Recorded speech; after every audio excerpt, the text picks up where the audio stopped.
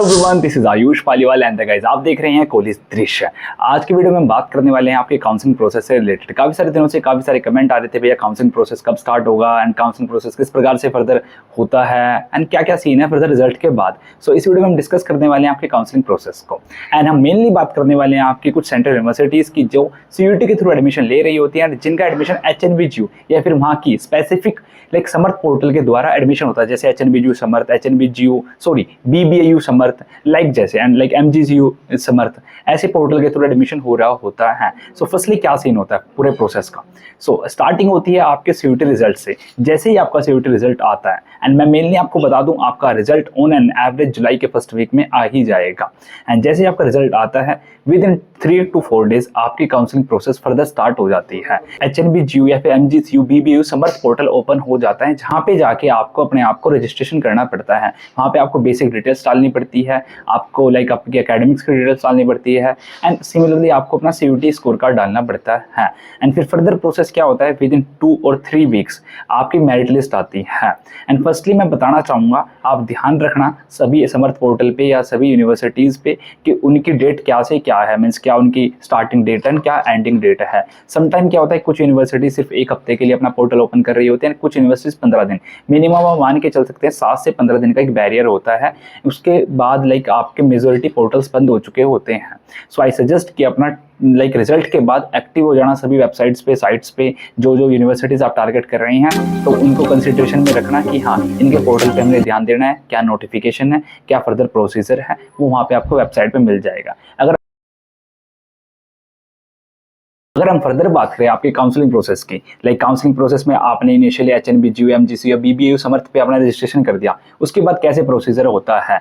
जैसे कि मैंने आपको बताया आपके पास 10 से 15 दिन की विंडो होती है जिसमें आप अपने आप का रजिस्ट्रेशन कर सकते हैं उनकी वेबसाइट पे एंड उसके within a week and 10 days में आपकी फर्स्ट मेरिट लिस्ट आ जाती है एंड उसमें आपके पास एक लाइक ऑप्शन होता है फी पेमेंट का, बिकॉज आपको इनिशियली फी पेमेंट करनी पड़ती है एंड वो डिपेंड करता है आपके कोर्स पे एंड डिपेंड करता है यूनिवर्सिटी पे कितनी फीस है, क्या वहाँ पे करिकुलम एंड क्या लाइक सीन है वहाँ का।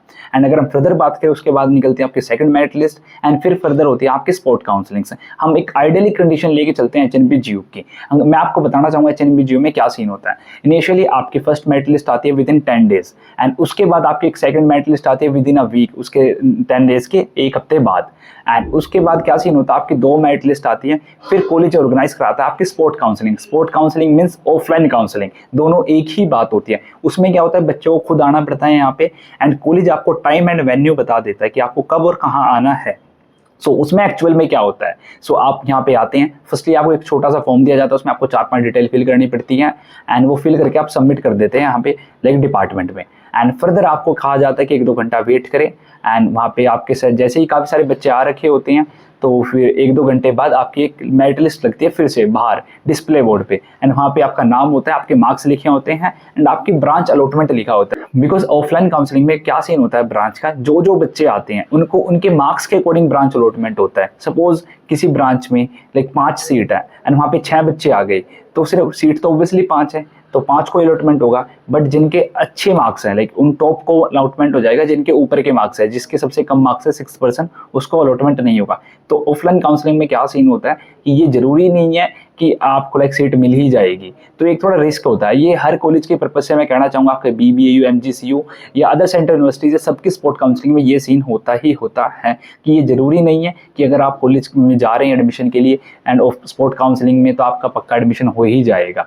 आई थिंक इतना आपको प्रोसेस समझ आ गया होगा। सिमिलरली हम बात करें फर्दर आपकी स्पोर्ट काउंसलिंग हो जाती है, सेम डे आपको फी पेमेंट करनी पड़ती है, समटाइम आपको 1 से 2 दिन का गैप भी मिल जाता है। And one more important thing मैं आपको बताना चाहता हूँ कि स्पोर्ट काउंसलिंग में क्या होता है समटाइम आपके 2 दिन भी वेस्ट हो जाते हैं। ऐसा नहीं कि आप सेम डे आए, सेम डे काउंसलिंग कराई, सेम डे वापस चले गए, ऐसा कुछ नहीं होता। समटाइम क्या सीन होता है आप पहले दिन आए, यहाँ पे आपने रजिस्ट्रेशन करा, यहाँ पे आपको सीट अलॉटमेंट वगैरह हो गई, फिर कहते हैं दूसरे दिन आना कि फर्दर प्रोसीजर हम अगले दिन करते हैं, ठीक है। तो ये चीज़ें भी होती है, आप संभल के रखना, थोड़ी चीज़ों को ध्यान में रखना। एंड आई सजेस्ट एक चीज़ मैं कहना चाहूँगा, अपने मार्क्स इतने रखो यार कि आपको ऑनलाइन काउंसलिंग में ही सीट मिल जाए, ताकि आपको फर्दर ऑफलाइन काउंसलिंग के चक्रों में भागना ना पड़े। आई थिंक इतना आपको समझ आ रहा होगा। एंड गाइस इस वीडियो को यहीं पे समाप्त करते हैं। अगर आप किसी और टॉपिक पे वीडियो चाहते हैं तो कमेंट करें। एंड गाइस फिर मिलते हैं नेक्स्ट वीडियो में। आज के लिए सिर्फ इतना ही। मेरे चैनल सब्सक्राइब करें और मेरे हर अपडेट आपको मिले इसके लिए बेल आइकन जरूर दबाइएगा। आप सभी को मेरी ढेर सारी शुभकामनाएं।